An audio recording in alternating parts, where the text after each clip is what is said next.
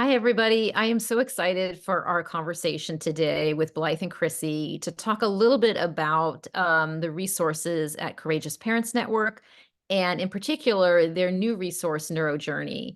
We're going to dive right in today because there's a lot to talk about. So I want to start by just asking you each to introduce yourself a little. Blythe? So thank you, Gabby. I'm Blythe Lord. I'm the founder and executive director of Courageous Parents Network. I came to this really after everything I lived and learned as the parent of I have three daughters. My second daughter was diagnosed at 6 months with infantile Tay-Sachs, which is still always fatal in early childhood, and she died at the age of 2. My husband's twin brother's son, Hayden, also had infantile Tay-Sachs.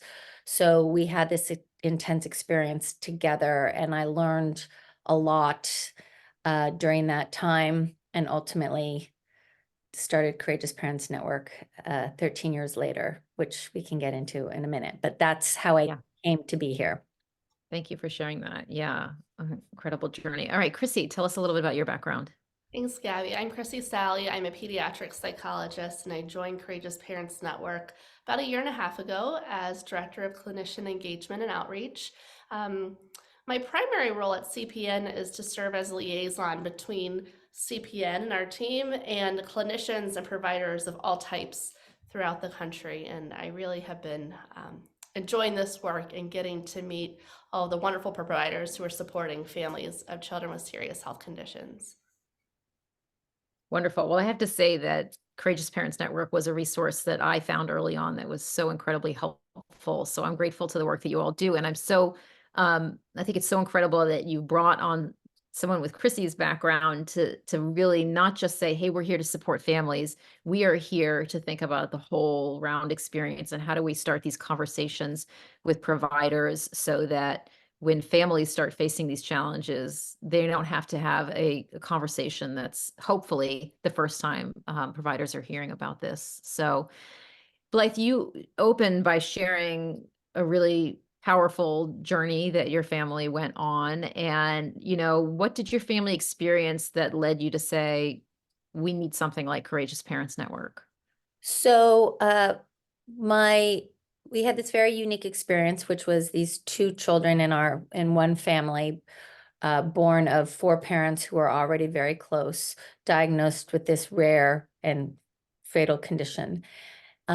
So right from the beginning, my husband and I were not alone. We were with my brother and sister-in-law. We had conversations about what our goals of care were for our children, what our worries were, what our fears of regret were.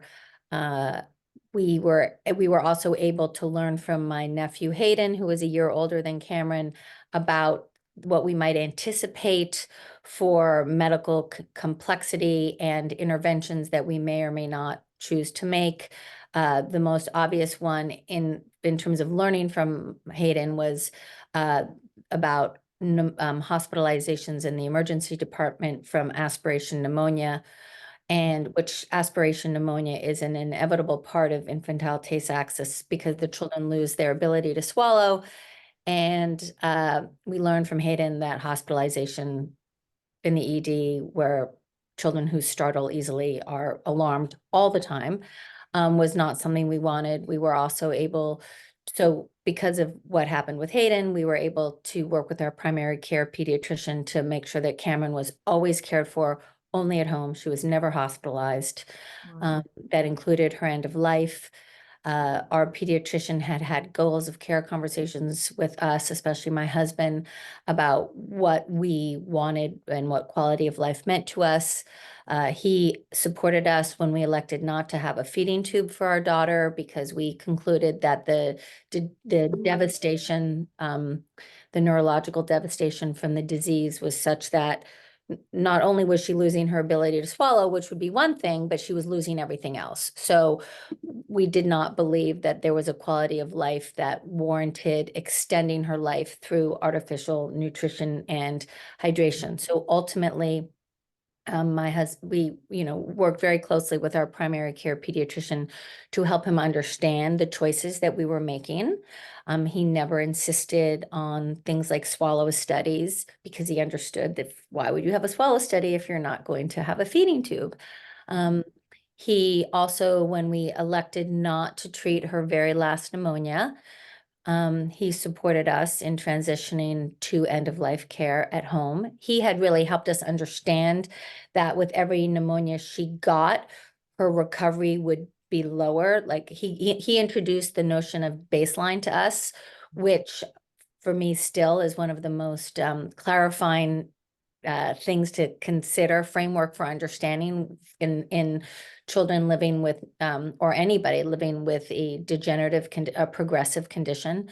So because of these conversations, when we hit her final, what became her final pneumonia, and we said, this is the bottom step, this is the last baseline, he supported us in that decision to keep her transition only to end-of-life care, which was a pretty big deal for a primary care pediatrician to do, and was quite different than what had happened with my nephew Hayden, who had died 5 months prior. And while his pediatrician was very respectful of my brother and sister-in-law's decision not to treat his last pneumonia, she was not able to support them because she'd never had to do anything like that. And my husband was able to describe what happened to his nephew to our pediatrician so that he did have everything in place to allow us to take care of her and keep her comfortable at home, which is all a long-winded way of saying that the things that I learned from my daughter and nephew's life and what we did together with my brother and sister-in-law and how we learned from them, and also how we worked with our primary care pediatrician, who was functionally practicing palliative medicine, even though he was not officially a palliative care doctor. He understood the principles of primary palliative care, were things that I saw how they had really benefited my husband and me. And I wanted to bring those principles to families who are going through it now.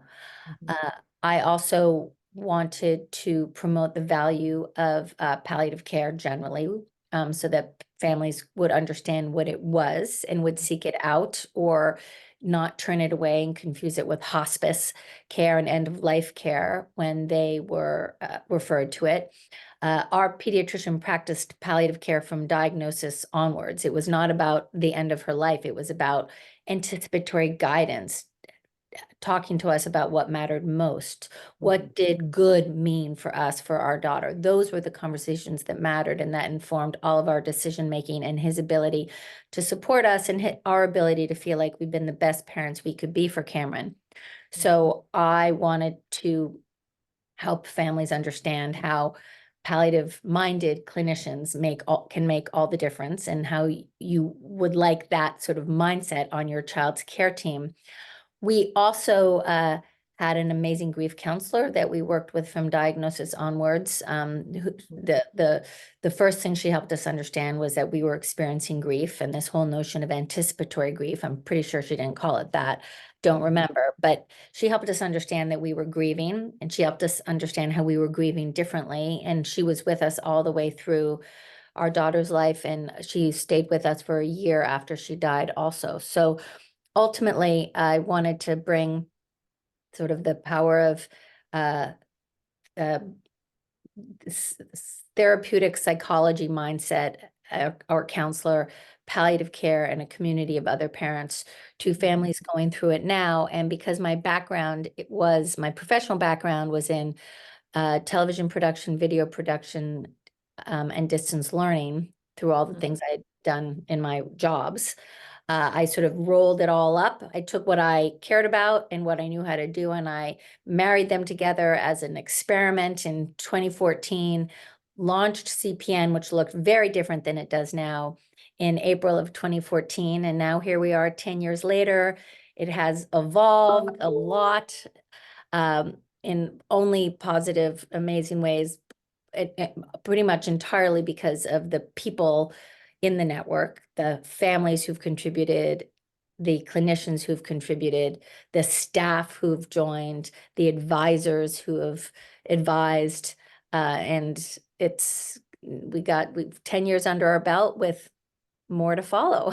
Yeah, happy anniversary. I mean, it's so incredible. And I mean, I love how you recognized your own, the power of being informed and been able to learn from your nephew and take that and apply it to Cameron and your experience, and then say everybody should have that. I shouldn't have this experience only because I had a nephew who went through this. Everybody should have that. And that really is what, CPN does. And I know I used it many times when, coming up against decisions like G-tube and anticipatory grief and all of these things that, my son Elliot, who's 11 now, has been in palliative care since he was 2, right? So like this is a tool and part of providing support to the family and quality of life. So I applaud all of the work that you all have done. And, I think what's amazing is that you also kind of saw the gap after, I don't know when you got the seed of the idea for NeuroJourney came, but like, 8 years in, you're like, wait a minute, there's Yeah. such a bigger story to tell here for this smaller population. And, when you came to me about a year ago and said, hey, we're doing this, would you look at it? And I remember going in and being like, whoa, this is a beautiful resource that looks at the whole life, and that Yeah. we all, the arc of a life, that you call, and I'm sure you'll tell us about that, but that, that there's stages to that and pieces that can be used to help support us on that journey throughout. So can you tell us how NeuroJourney came to be? Sure. So, I think where we have landed these many years later, when we sort of frame about the primary things that Courageous Parents Network does thematically, are we validate the experience that parents are having, the feelings, the things they're worrying about on the psychosocial emotional side. And we also provide anticipatory guidance for families of children who are living with serious medical conditions, regardless of diagnosis. So validation and anticipatory guidance. And a significant percentage of the families coming to Courageous Parents Network were families of children with serious neurological conditions. And these are typically progressive degenerative conditions, like my daughter Cameron had, and she lived for 2 years. Like my colleague at Courageous Parents Network, Jennifer Seidman, her son Ben had Sanfilippo syndrome, and he lived until shortly before his 18th birthday. So Jennifer and I understand what it is to parent a child with a severe neurological condition. And we were introduced to the notion of a journey map. The idea came in through a clinician at Cincinnati Children's Hospital who was partnering with the Duchenne muscular dystrophy community to create a journey map. And we recognized that the idea of a journey map would be really good for SNI families, which is the very broad umbrella. And that what you could do with it is help parents anticipate the types of medical issues they might encounter with their child and who they would want on their child's team, and giving them the language to feel equipped and more confident going into those meetings and asking questions. And Chrissy's going to show us what that looks like in a minute, as well as showing them the types of social and emotional issues they were likely to encounter along the way. And that's really, the social emotional side is really CPN light. What's different about NeuroJourney from Courageous Parents Network is that it is specific to children and families of children with severe neurological conditions, and it includes the medical components that parents might anticipate encountering. And the confidence that we had to go ahead and make it was not just that we were parents who had that experience, but also we knew Dr. Julie Hauer, knew her pretty well, respected her a lot, knew about her expertise as a palliative care doctor specializing in the care of children with serious neurological conditions who are not able to communicate what's happening with them.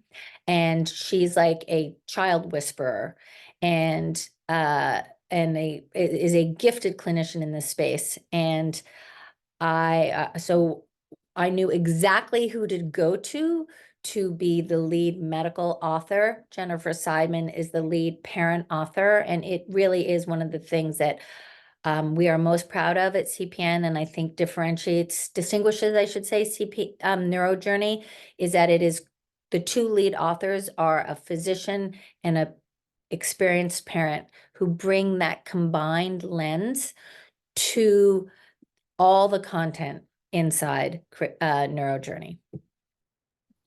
Yeah, it's so powerful because, it speaks to me as a parent about this need for all our children are on this journey is to always have a clinician who is a co-decision maker, right? That this is like how to have these conversations together. And that's what you did when you built this. And it shows, I think, in the care and the creation with the topics. So I would love, Chrissy, if you would walk us through what it looks like and help families understand how to navigate this incredible Absolutely. resource. Yeah.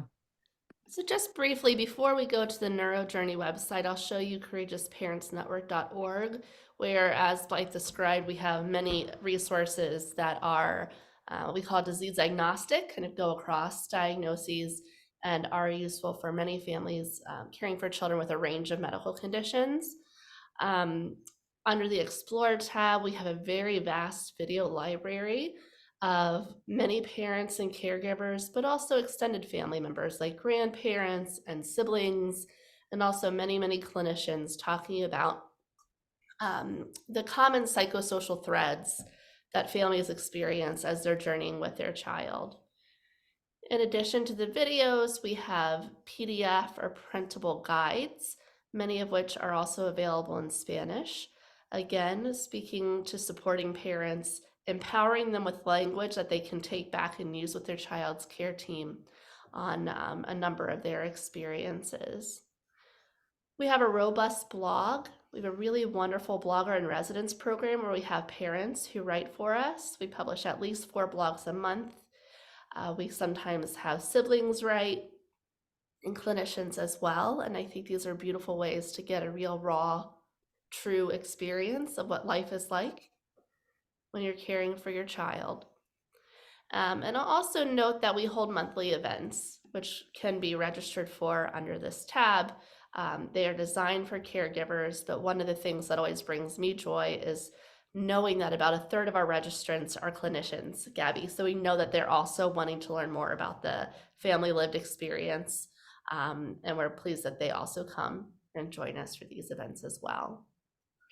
With that, I'm going to go to our main event for today, which is NeuroJourney. And you'll see as I'm navigating here that it does have its own web address. So you can just type neurojourney.org into your browser and it will take you to our homepage. I will also say that we worked hard to make NeuroJourney very nimble on smartphones. So it looks and navigates very, very well on your smartphone. So if you're at your child's bedside or in the parking lot or wherever you might be at a doctor's appointment and you want to bring up some information or a page, it's really easy for you to do that at an appointment. I'll scroll down here and point out a few things on our main home page. We're not going to view it today, but if you do click this little arrow, you can get a drop down on an introductory video.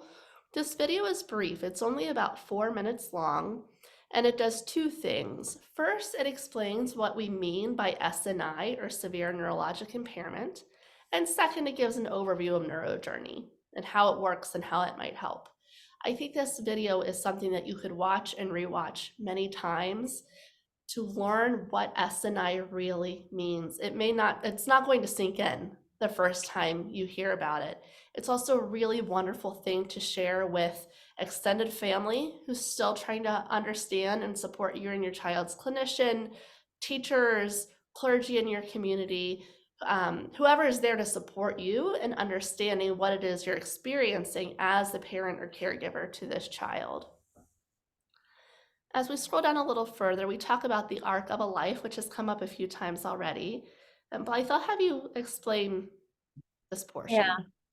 So when my daughter's was first diagnosed with Tay-Sachs, and we came to understand that she would have a very short life, My husband Charlie beautifully said, it will be a short life, but her life can have a full arc. It will have, we know it has a beginning, we know it's going to have an end, and it will have as beautiful a middle as we can possibly give it. And so we actually did a project with the American Academy of Pediatrics. That was sort of my first foray, shortly after she died, into producing content for clinicians promoting the value of primary palliative care. And that film was called Cameron's Arc. And with the passage of time, myself and others have just become sort of more committed to this notion that children with these conditions can still have a full arc of a life. And so we really doubled down on that within our design of NeuroJourney. And when we were designing NeuroJourney, we explored what the phases of that arc would be, and we tested the language, the terms of these phases. Jennifer and I sort of began with it as parents who had been there. My daughter's arc was 2 years long. Her son's arc was 18. And it's adapting to diagnosis, building strengths, adjusting to changes, and ultimately navigating decline. And these were terms and language that resonated with the parents with whom we tested it, which was really important to get that feedback from them. And just makes me happy seeing it here. Thank you. And then as we scroll a little further, we have an introduction to this peach-colored box with the heart. We call this a companion in NeuroJourney, and Blyth will explain what this does. So at every level where there's information on NeuroJourney, you have that heart icon with the box. That is really the palliative voice, which really focuses on the emotional feelings of it speaks to parents and caregivers as parents and caregivers, not as technical nurses and doctors. And it validates the feelings and worries that you are likely to have, and it gives you permission to have those feelings and permissions to ask for more information or to pause or to push back. It's sort of all the stuff that is not pure information. It's we see you, we hear you, we get you, these feelings belong. That's really what that is. We also hope that this section speaks to clinicians, to the providers that are reviewing NeuroJourney, to have a better sense of the internal experience of parents, as well as they're looking at using NeuroJourney themselves. And as we scroll down the page, we give a little more description of what we mean by those 4 phases that were identified in the arc above. And just below here, we have identified 4 core concepts that we thought were really important to highlight on this main page. We could have chosen many concepts. There's a lot of technical information in NeuroJourney, but the reason we chose these 4 were because these are recurring, these recurring terms and ideas that come up over and over again across NeuroJourney. This is also language that clinicians use. And we always want parents to feel as equipped as possible to match that language. So we're always encouraging clinicians to use language that patients and families can hear and digest, but we're also equipping families to have the language that their providers use as they enter these conversations together. And the thing about NeuroJourney, we talk about it as if it's one thing, but in reality, it's 2 separate maps.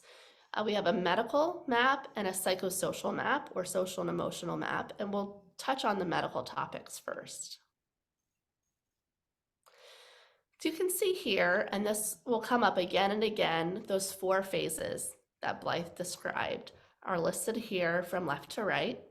And as you scroll down, you will get a list of systems or symptoms that a family can assume they will likely need to learn more about over the course of their child's journey, and it may be likely that they'll have to make decisions for their child within each of these domains.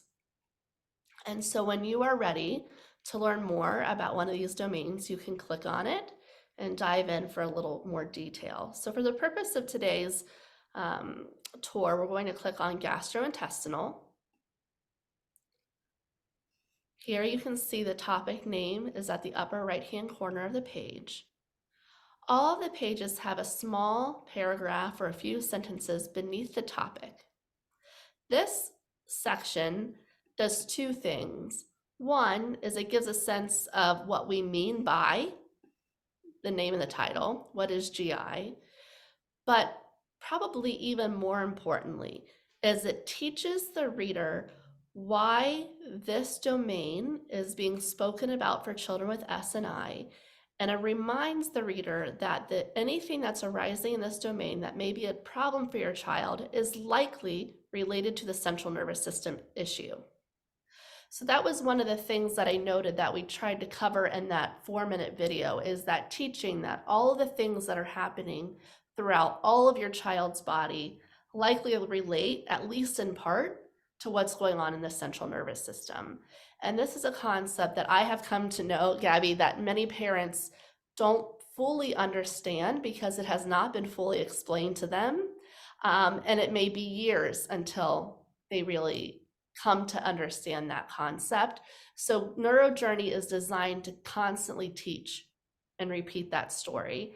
And while this is primarily targeted to parents and caregivers, this is a great tool for providers to also understand that concept. So when you're going to a provider for physical therapy, or you're going to your GI doctor, we're trying to pull everyone back into this holistic picture. And speaking of providers, you'll see on the left side, we have named the types of providers that might be helpful to you for this domain. You can click on a little drop-down area to get a brief description about what this person does. And then beneath that, we explain what each of those providers might contribute to the care of your child in this domain. We have also added audio files to all of our texts throughout NeuroJourney, which you can get by pressing on the triangle button here to relieve some of the reading burden. We will be having this audio available in Spanish in the coming months, and we're hoping to have it also available in French around the end of the year.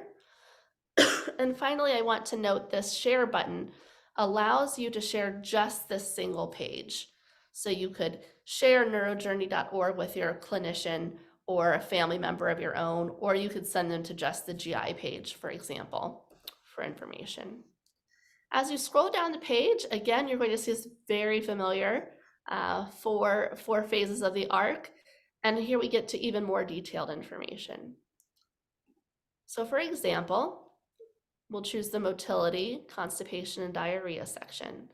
Once again, it's formatted exactly the same way. So what do we mean by those things? Why is this an issue for children with S&I? How does this relate to the central nervous system problems? Who are the potential helpers on your team?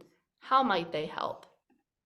And as we scroll down, the technical information appears. Often in the technical information, we have hyperlinks to other resources or within NeuroJourney, which again reinforces the concept of the interconnectedness of all of this. And in the right-hand column is that companion that we spoke of that will validate the user while they're reading this material, but also what they're experiencing in real life related to this domain. And Gabby, we've been receiving feedback from parents that some have gone through all of NeuroJourney just looking at this peach box as an introduction. And they'll get to the technical information when they're ready for it, but we know how much validation does for families. Yeah, no, I think it's so powerful for families to feel they're not alone, that their experience is valid, and that, that there's other people out there who think about them. And had this whole website, when I looked through it, I thought, they know my journey. They've seen my journey. They're thinking about me. They're helping me. And I think it's so powerful how it's really drilled down too. It's not just like, yes, constipation is an issue and this is why, but it's like, who can I look to for help? What is it? What could it progress to? What solutions are there? And it's just, it feels like such a comprehensive support system that's there to kind of like lift you when because I know I would spiral, right? Like it would be like one thing is the problem and then another and how many interventions there are going to be. And this kind of really helps you feel like you have someone in your corner who is non-judgmental, is listening, can see, and really validate this experience. So I think it's just such an incredible resource and so powerful. Um, yeah, I don't want to cut you off. I just had to say that. No, thank you. And Blythe, I think I'm going to have you tour us through the psychosocial section. Sure. Well, if you be the I will clicker. be the guide. Yeah. I want to jump in though and say, the one of the things about those medical topics that we've heard from parents and caregivers is that we look at the topics that, because it's co-authored by a parent who had 18 years of living this, and then informed by other parent reviewers who were part of our beta testing process, we know what parents think about, worry about, and confront in a way that clinicians can't possibly, right? Because the clinicians are typically specialized and they just know one piece of the puzzle. NeuroJourney is the whole package. So for example, we received a email recently from a mom who said, "Thank you for naming dystonia. My child's clinicians don't typically ever talk about dystonia. I feel seen in this. And oh, by the way, what about skin changes?" And we were like, oh my gosh, yes. So we're going to go off and add skin changes. So we are both, it originated in the experiences of the founding production team, parents with experience and the medical experts, but now it's evolving to get input from parents who have been at this, who have also been at this, and are like making suggestions that we seriously consider, and if we believe it warrants bringing a team to write it, we're going to do that.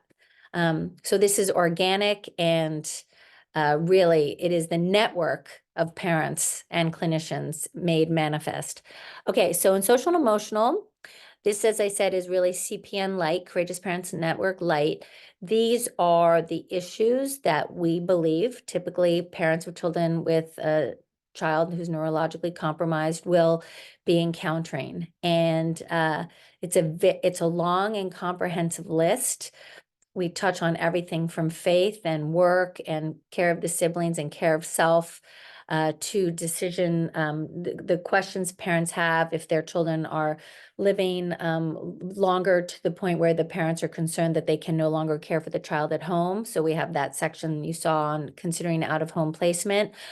For the children who are living into adulthood, we have information on transitioning to adulthood, which includes guardianship and medical orders for when your child is transitioning, and finding adult doctors after you've been in the pediatric world for 18 or 21 years and you've got your team and now they're booting you out and you have to find new people.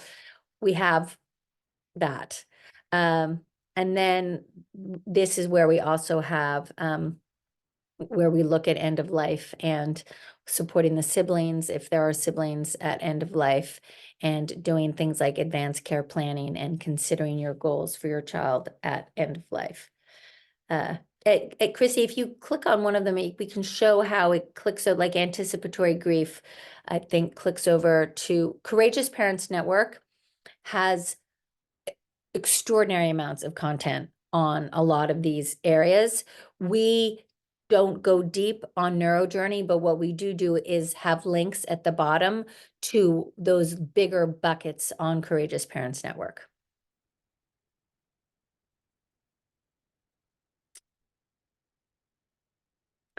So I will also add that we have links to Courageous Parents Network, but in some areas we also have links to resources outside of CPN, to external resources that we think are really exceptional and practical. You see this, for example, in the financial planning section. For example, we link to some helpful resources in that way. Mm-hmm. The other thing that I just want to highlight under this resources tab is this caregiver worksheet. This was something that we designed after feedback from a parent who suggested that it might be useful for parents to have a place to take notes as they're reading through NeuroJourney. And when I present this, I always say, I don't know if parents will use this, but I hope this spurs the idea that we hope you're taking notes or writing questions or fears or whatever's on your heart or mind, either for yourself to digest later when you're ready to go back to that, or for you to take to your child's care team. Mhm. Because this really is a good tool for conversation. And we have received feedback already from one parent who looked at NeuroJourney and said, wait a minute, I have a lot more questions than I realized I had. And she has since reconvened her and child's entire care team to review like what's to come, when do we bring on different people, and how, it's just helping her feel more equipped down the road. And so NeuroJourney is a tool that should be bidirectional, in terms of communication, that parents feel empowered to take these concepts to the provider, and that the provider feels empowered to say, hey, if you want more information about this, or let's look at this together. And it can open a lot of really rich dialogue.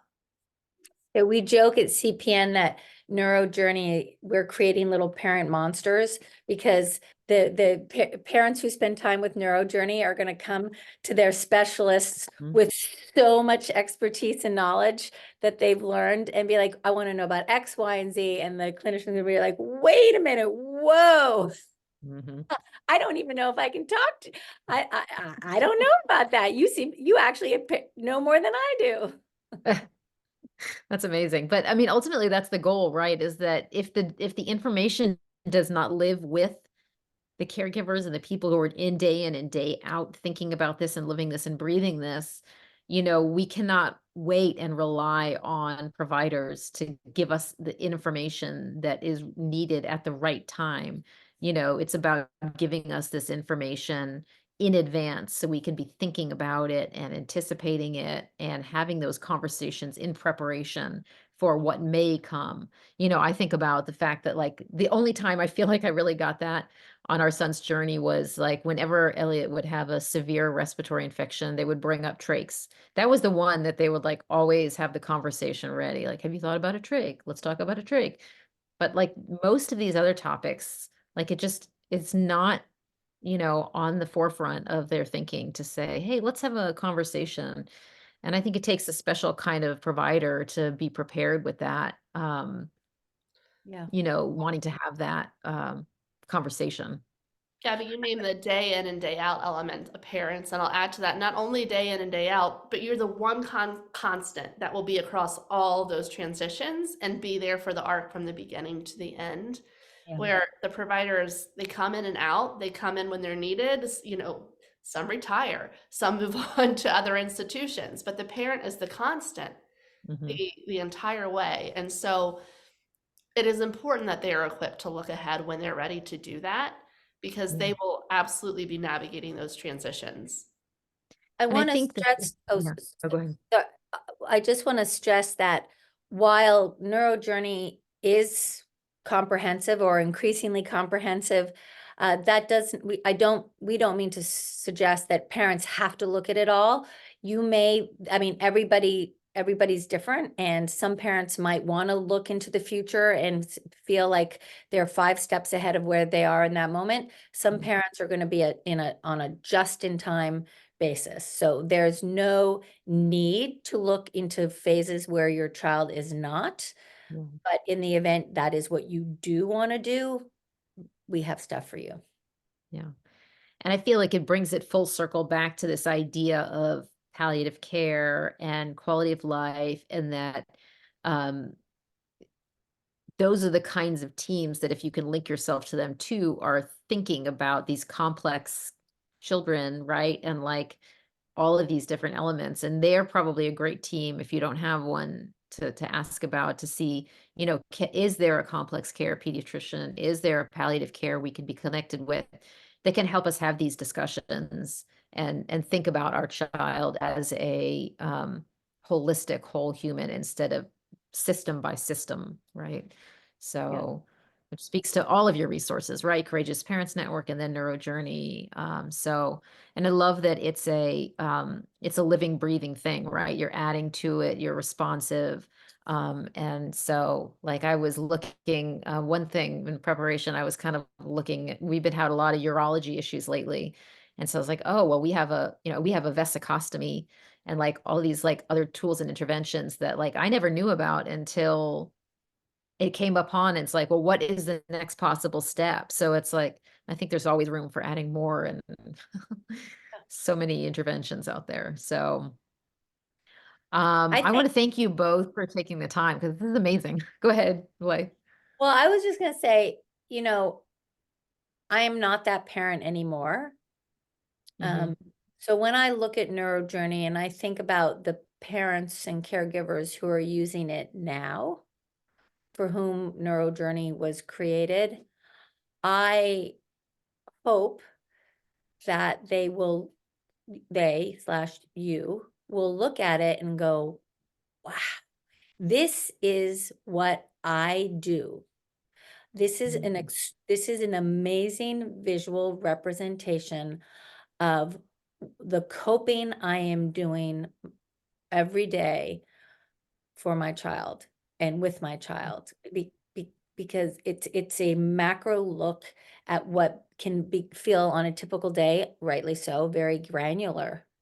And if NeuroJourney helps parents lift their head up a little bit and go, wow, I know a lot about a lot.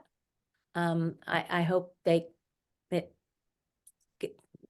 just sort of, I don't pet on the back's not the right word, but a little bit of a acknowledgement of just how extraordinary these parents are doing this work. Yeah, right. And they're not alone on this journey. No. Which clearly you guys have been thinking so intensively and working with families to build this. So thank you so much for the work you all are doing and continue to do, both with families and providers and having these conversations. I know I have already spent a fair amount of time on NeuroJourney and I plan to spend more. There are, you know, further parts of our journey that I want to explore on there. And I hope that people who watch this are motivated to go in and explore and see what works for you and maybe point out what's not there that you're looking for because that's something you all are open to building out. So Very. yeah, grateful for the work you do. Thank you so much. And I hope everybody goes and checks out Courageous Parents Network and NeuroJourney, and finds additional resources there. Thank you, Gabby. Gabby.